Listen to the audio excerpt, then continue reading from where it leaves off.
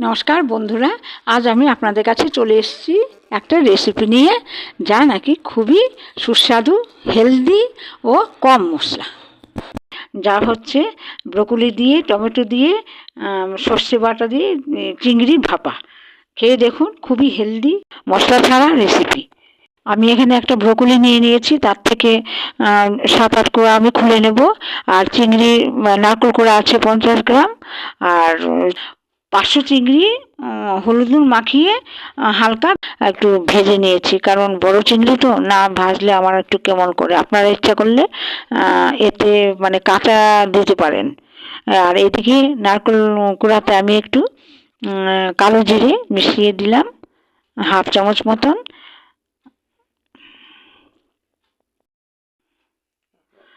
এবার এখানে ব্রোকলি থেকে আমি অন্ততপক্ষে 10-12টা কোয়া আমি নিয়ে নিচ্ছি, ছোট করে কেটে।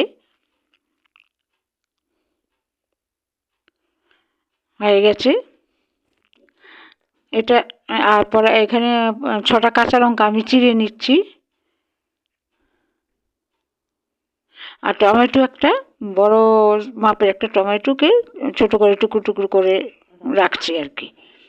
এবার কড়াইতে তেল দিয়ে আমি ব্রোকলিটাকে একটু সতে করে নিচ্ছি, কারণ এতে করে ব্রোকলিটা যখন আমি মেখে দেব তখন এটা সিদ্ধ হয়ে যাবে খুবই তাড়াতাড়ি। নুন দিয়ে দিলাম, এই যে তুলে নিচ্ছি। এবার অন্যদিকে একটা মিক্সির জারেতে সর্ষে 4 চামচ নিলাম ও কাঁচা লঙ্কা 4টে নিয়েছি, নিয়ে এই যে এটাকে পেস্ট করে নিচ্ছি।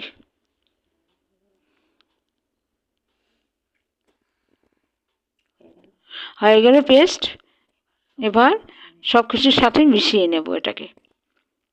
এই যে চিংড়ির উপর সর্ষেটাকে দিয়ে দিলাম, আর চিনি 1/2 চামচের থেকে একটু কম, আর নারকেল কুড়াটা দিয়ে দিলাম, সাথে একটু কালো জিরে দিলাম, আর নুন দিলাম 1 চামচ।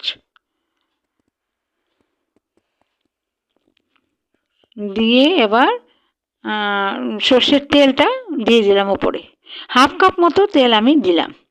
আর কাঁচা লঙ্কা ছোটে দিয়ে দিলাম, যে যেমন খান সেরকমভাবে কাঁচা লঙ্কা দেবেন, তবে এটাতে একটু ঝাল ছাড়া ভালো লাগে না।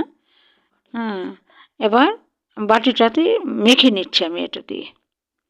একটু সর্ষের ইয়েটা ধুয়ে আমি জলটা দিয়ে দিলাম। হয়ে গেল মাখা। এই যে এবারে আমি আরেকটা বাটিতে আমি ঢেলে নিলাম এটাকে। এই যে এবার ব্রোকলিগুলো উপরে দিয়ে দেব। এবার ব্রোকলিগুলো দিয়ে দিচ্ছি। আশা করি আপনাদের তরকারিটা খুবই ভালো লাগবে খেতে, ভাপাটা। এই যে টমেটোগুলো দিয়ে দিচ্ছি গোল করে চতুর্দিকে। রেসিপিটা যদি আপনাদের ভালো লাগে তাহলে চ্যানেলটাকে সাবস্ক্রাইব করতে ভুলবেন না। পাশে থাকা বেল আইকনটা একটু প্রেস করে দেবেন, যাতে করে নতুন ভিডিও আপলোড করলে এর নোটিফিকেশানটা আপনাদের কাছে চলে যায়। এদিকে আমি প্রেসার কুকারে একটু জল দিয়ে দিলাম, দিয়ে এই যে আমি স্টিকটা বসিয়ে দিচ্ছি একটু এই ভেতরে। এই যে এবার বাটিটা আমি ঢুকিয়ে দিলাম, ওই যে চিংড়ি মাখা বাটিটা দিয়ে এবার আমি ঢাকনা দেব। অন্ততপক্ষে 10টা তো দেবই, 10-12টা মতো ঢাকনাটা সিটিটা লাগবে আমার। এই যে খুলে নিলাম। এবার আস্তে করে এটাকে নামাবো, নামিয়ে এই যে রাখলাম। 10-12টা মতো সিটি, 10টার মতো সিটি আমি দিয়েছি।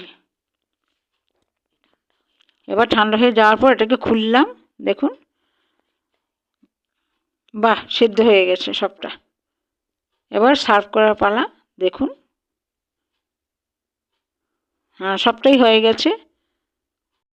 তৈরি হয়ে গেল সর্ষে চিংড়ি ভাপা ব্রোকলি ও টমেটো দিয়ে।